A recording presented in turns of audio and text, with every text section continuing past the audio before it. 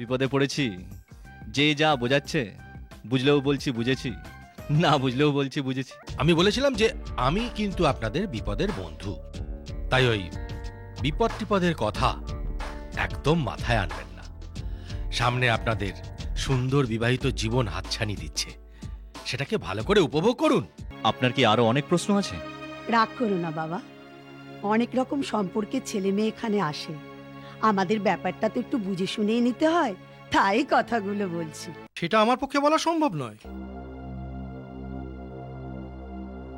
তবে থানায় কিংবা হসপিটাল মর্গে গিয়ে আপনার মেয়ের একবার খোঁজ করতে পারেন। কি বলছেন আপনি? ঠিকই বলছি, যদি মাঝরাতে পুলিশের হাতে ধরা পড়ে থাকে তাহলে রাত্রিটা থানায় রেখে সোজা কোর্টে চালান করে দেবে পরের দিন। আর যদি সুইসাইড করে থাকে তাহলে তো লাশটা হসপিটাল হয়ে সোজা পৌঁছে যাবে মর্গে।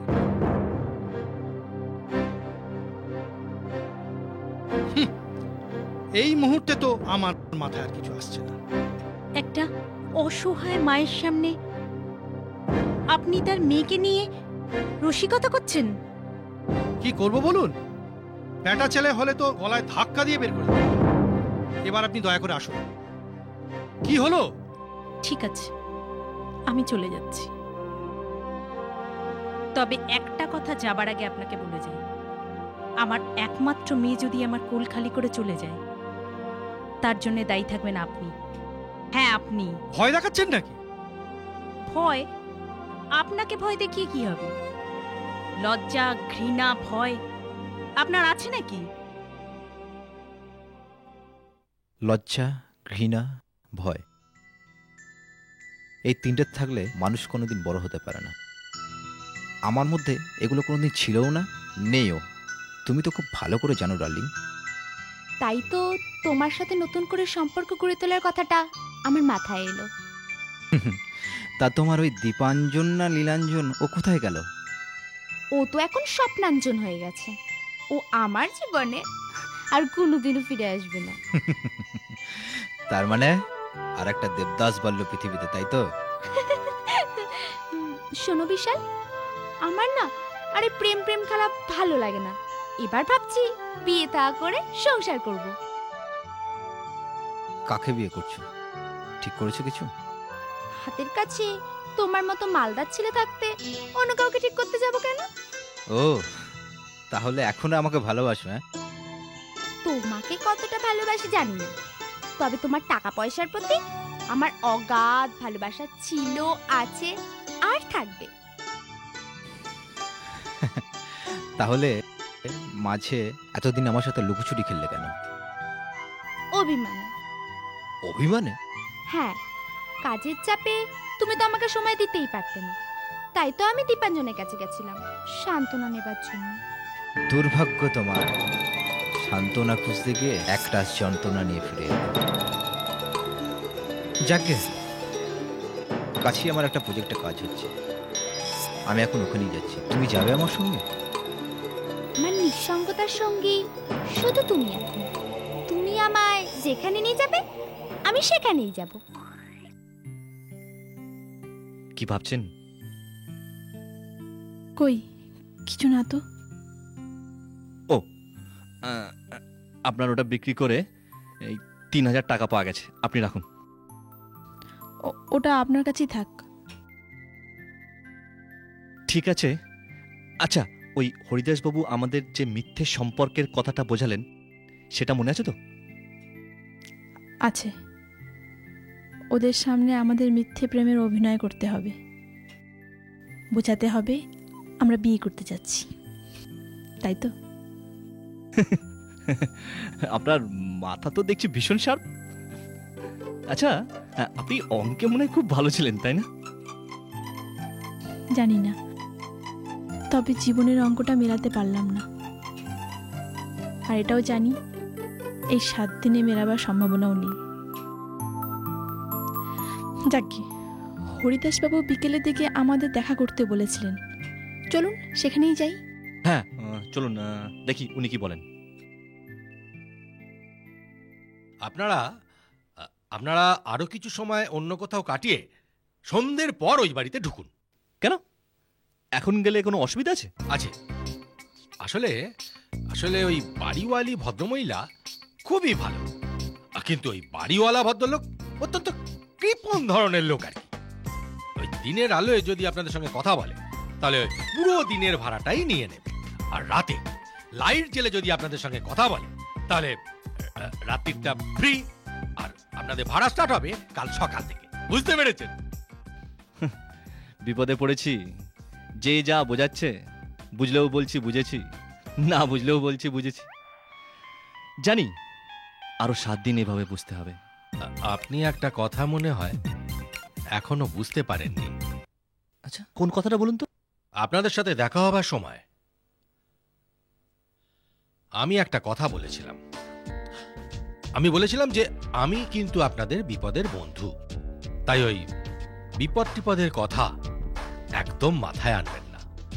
সামনে আপনাদের সুন্দর বিবাহিত জীবন হাতছানি দিচ্ছে, সেটাকে ভালো করে উপভোগ করুন।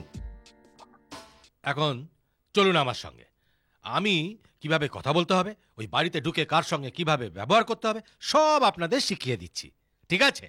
অনেক ধন্যবাদ আপনাকে। তোমরা আমাকে ধন্যবাদ বলবে কেন? আমিই তো তোমাদের ধন্যবাদ বলবো। তোমরা হলে আমার লক্ষ্মী পার্টি। এই নাও চাবি নাও, কাল সকালে আবার দেখা হবে, কেমন? আমরা তাহলে আসি। হ্যাঁ, এসো এসো এসো। ভাগ্য ভালো, অল্প কথায় কাজটা মিটে গেল। দাঁড়াও,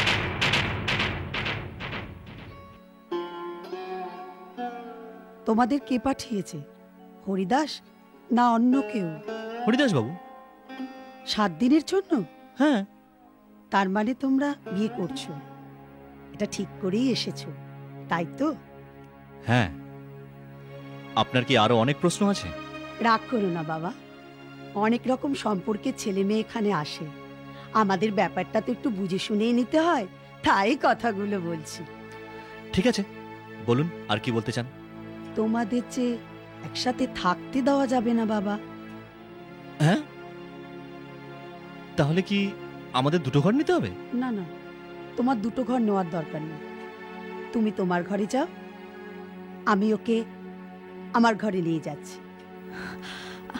আপনি কেন আমাদের জন্য শুধু শুধু কষ্ট করবেন? এটা কষ্টের ব্যাপার নয় মা, এটা একটা মান সম্মানের ব্যাপার।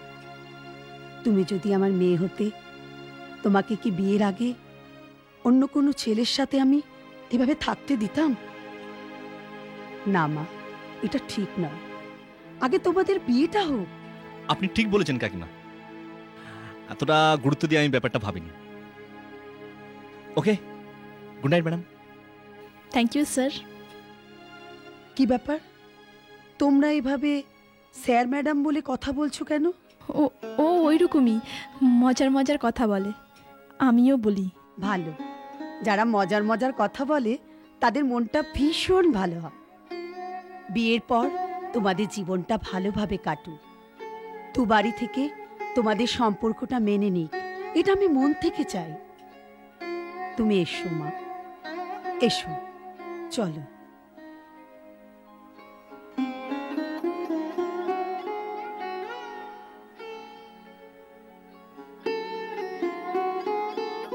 রাতে কিছু খাওয়া হয়েছে? হ্যাঁ হ্যাঁ, আমরা হোটেল থেকেই খেয়ে এসেছি। তাহলে চোখ মুখ এমন শুকনো শুকনো লাগছে কেন মা? ও, কাল সারা রাত বাড়ির বাইরে ছিলাম তো, তাই আর কি। আহারে, লক্ষ্মী প্রতিমার মতো চেহারাটা যেন শুকিয়ে একেবারে কাঠ হয়ে গেছে। ঠিক আছে, তুমি বাথরুমে গিয়ে ভালো করে ফ্রেশ হয়ে নাও, আমি এই ফাঁকে তোমার কাকুকে পাঠিয়ে দিয়ে দেখি তোমার জন্য খাবারের কিছু ব্যবস্থা করা যায় কিনা। আপনি আমাকে নিয়ে এত টেনশন কেন করছেন কাকিমা? সবে তো বিয়েটা করতে যাচ্ছ, বিয়েটা হয়ে যাক, তারপর বুঝতে পারবে মেয়েদের কত রকমের টেনশন করতে হয়। মেয়ে হয়ে জন্মানোর অনেক জ্বালা মা, মেয়ে হয়ে জন্মানোর অনেক জ্বালা।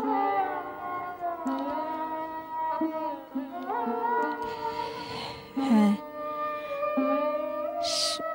সেটা আমি বুঝতেই পারছি।